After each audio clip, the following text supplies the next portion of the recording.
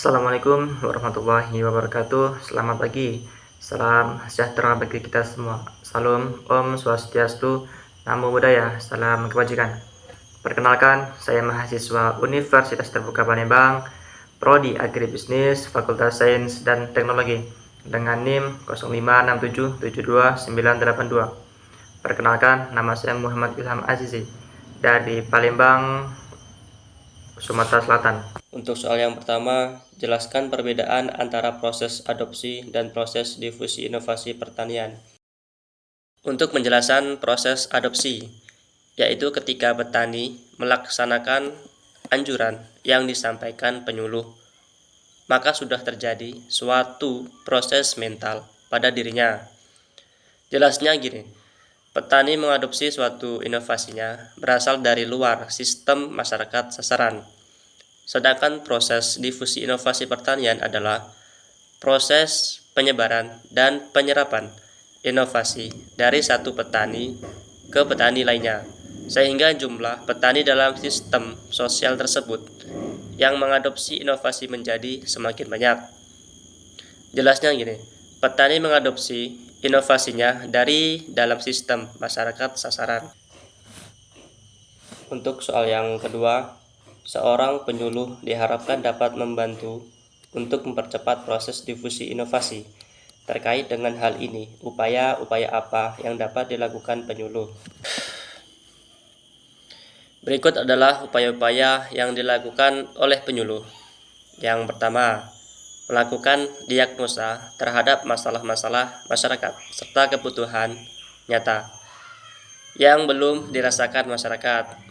Yang kedua, membuat masyarakat sasaran menjadi tidak puas dengan kondisi yang dialaminya dengan cara menunjukkan kelemahan-kelemahan mereka, masalah-masalah mereka, adanya kebutuhan-kebutuhan baru yang mendorong mereka untuk siap melakukan perubahan-perubahan sedemikian rupa sehingga dengan kesadarannya sendiri mereka termotivasi untuk melakukan perubahan-perubahan.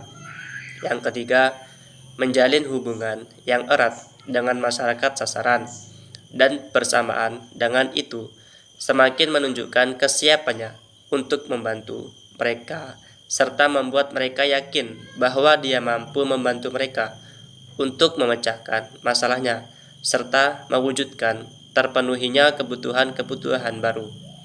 Yang keempat, mendukung dan membantu masyarakat sasaran agar keinginannya untuk melakukan perubahan dapat benar-benar menjadi tindakan nyata. Yang kelima, memantapkan hubungan dengan masyarakat dan pada akhirnya melepaskan mereka untuk bersuakarsa dan bersuadaya melakukan perubahan-perubahan tanpa harus selalu menggantungkan bantuan guna melaksanakan perubahan-perubahan yang dapat mereka prakarsai dan dilaksanakan sendiri. Untuk soal yang ketiga, salah satu jenis pendekatan penyuluhan adalah penyuluhan partisipatif. Mengapa disebut partisipatif?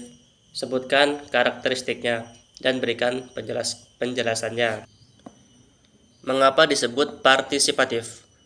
Karena adanya kebijakan desentralisasi yang ditetapkan pemerintah mengarah pada terbentuknya otonom daerah. Beberapa karakteristiknya. Yang pertama, tujuan penyuluhan pertanian. Tujuan penyuluhan adalah memberdayakan masyarakat sesuai dengan kondisi sumber daya daerah setempat, sehingga mereka mampu meningkatkan kesejahteraan hidupnya secara mandiri. Yang kedua, sasaran penyuluhan pertanian. Yang menjadi sasaran penyuluhan adalah masyarakat petani yang dianggap kurang beruntung, yang lemah dan tertinggal dalam segala hal. Yang ketiga, organisasi penyuluhan pertanian dan cakupannya. Organisasi penyuluhan adalah pemerintah daerah setempat yang berada dalam kerangka otonom daerah dengan tetap melakukan koordinasi dengan pemerintah pusat. Yang keempat, metode yang dilakukan.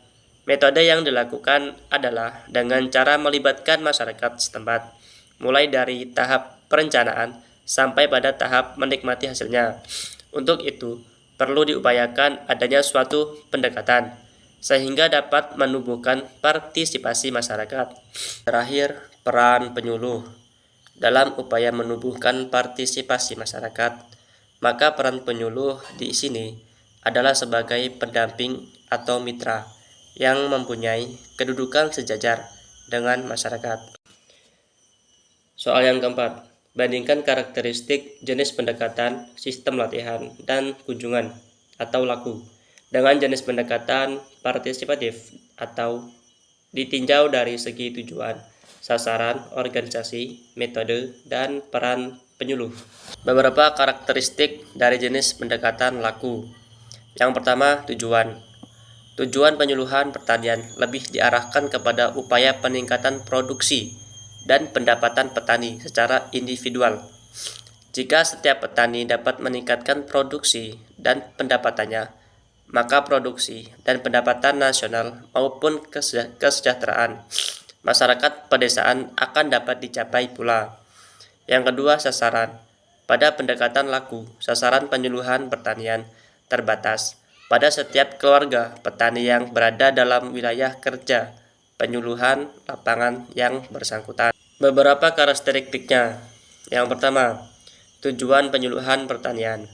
Tujuan penyuluhan adalah memberdayakan masyarakat sesuai dengan kondisi sumber daya daerah setempat, sehingga mereka mampu meningkatkan kesejahteraan hidupnya secara mandiri. Yang kedua, sasaran penyuluhan pertanian. Yang menjadi sasaran penyuluhan adalah masyarakat petani yang dianggap kurang beruntung, yang lemah dan tertinggal dalam segala hal. Yang ketiga, organisasi penyuluhan pertanian dan cakupannya. Organisasi penyuluhan adalah pemerintah daerah setempat yang berada dalam kerangka otonom daerah dengan tetap melakukan koordinasi dengan pemerintah pusat. Yang keempat, metode yang dilakukan. Metode yang dilakukan adalah dengan cara melibatkan masyarakat setempat, mulai dari tahap perencanaan sampai pada tahap menikmati hasilnya. Untuk itu, perlu diupayakan adanya suatu pendekatan, sehingga dapat menumbuhkan partisipasi masyarakat. Yang terakhir, peran penyuluh. Dalam upaya menumbuhkan partisipasi masyarakat, maka peran penyuluh di sini adalah sebagai pendamping atau mitra yang mempunyai kedudukan sejajar dengan masyarakat.